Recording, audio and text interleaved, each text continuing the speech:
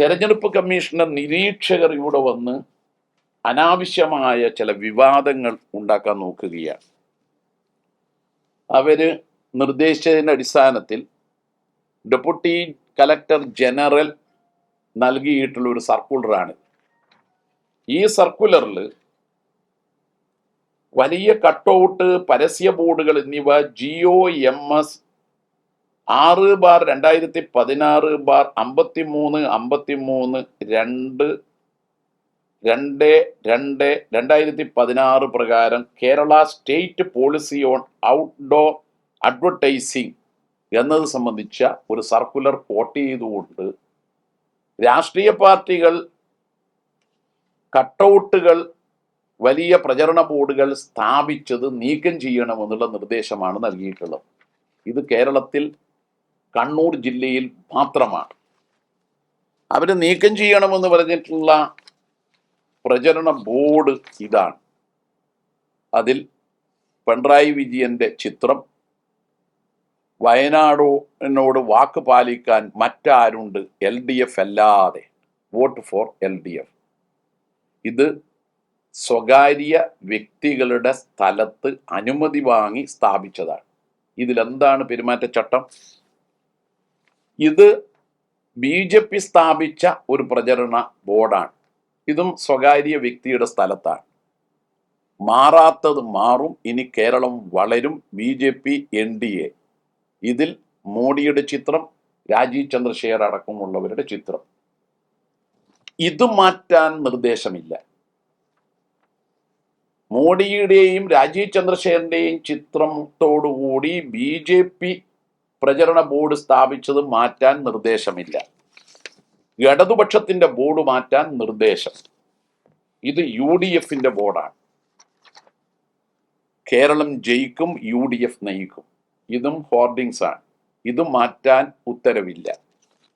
പക്ഷപാതപരമായ ഒന്നാണ് ഇപ്പോൾ കണ്ണൂർ ജില്ലയിലെ ചില നിരീക്ഷകർ സ്വീകരിച്ചിട്ടുള്ളത്. കേരളത്തിൻ്റെ പ്രത്യേകതകളോ കണ്ണൂർ ജില്ലയുടെ സവിശേഷതകളോ മനസ്സിലാക്കാതെയാണ് ഇത് ചെയ്യുന്നത്.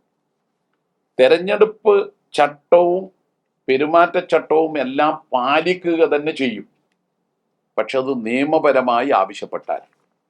ഈ സർക്കുലറിൽ GOMS 6/2016 എന്ന് എഴുതിയാൽ സാധാരണഗതിയിൽ ഏത് ഡിപ്പാർട്ട്മെന്റിൻ്റെത് എന്നാണ് തൊട്ടടുത്ത് എഴുതേണ്ടത്.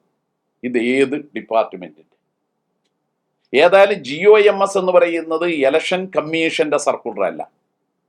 കേരളത്തിലെ സർക്കാരിന്റെ 2016 ഒരു ഉത്തരവാണ്. അത് പരിശോധിച്ചപ്പോൾ ട്രാൻസ്പോർട്ട് വകുപ്പിൽ നിന്ന് ഇറക്കിയ ഉത്തരവാണ്.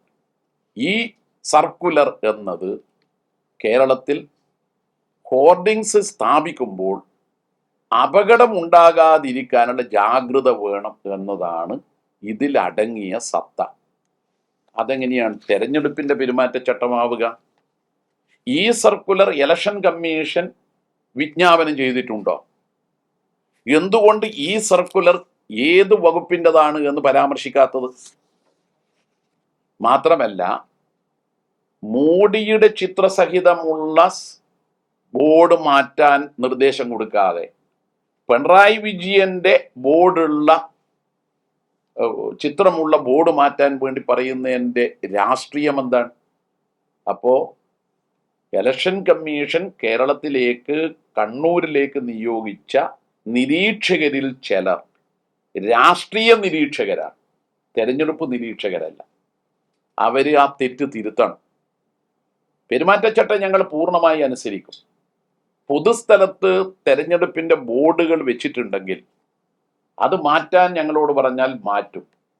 അല്ലാതെ സ്വകാര്യ വ്യക്തിയുടെ കെട്ടിടത്തിലോ സ്ഥലത്തോ അനുമതി വാങ്ങി ബോർഡുകൾ വെച്ചാൽ അത് മാറ്റാൻ പെരുമാറ്റച്ചട്ടം അനുവദിക്കുന്നില്ല. തെരഞ്ഞെടുപ്പ് പെരുമാറ്റച്ചട്ടം.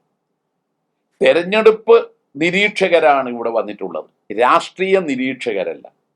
തെരഞ്ഞെടുപ്പ് നിരീക്ഷകർ കേന്ദ്ര ഇലക്ഷൻ കമ്മീഷന്റെയും സംസ്ഥാനത്തെ ചീഫ് ഇലക്ടറൽ ഓഫീസറുടെയും തെരഞ്ഞെടുപ്പ് സമയത്തുള്ള മാർഗരേഖയെയുമാണ് അവലംബിക്കേണ്ടത്. അല്ലാതെ 2016 സർക്കാരിൻ്റെ ഉത്തരവല്ല. അതാവട്ടെ ഇലക്ഷൻ കമ്മീഷൻ വിജ്ഞാപനം ചെയ്തിട്ടുമില്ല. അതുകൊണ്ട് ഇത്തരം തെറ്റായ ഇടപെടലിൽ നിന്ന് ഉദ്യോഗസ്ഥന്മാരെ പിന്തിരിപ്പിക്കാൻ ഇലക്ഷൻ കമ്മീഷൻ ഇടപെടണമെന്നുകൂടി അഭ്യർത്ഥിക്കുകയാണ്.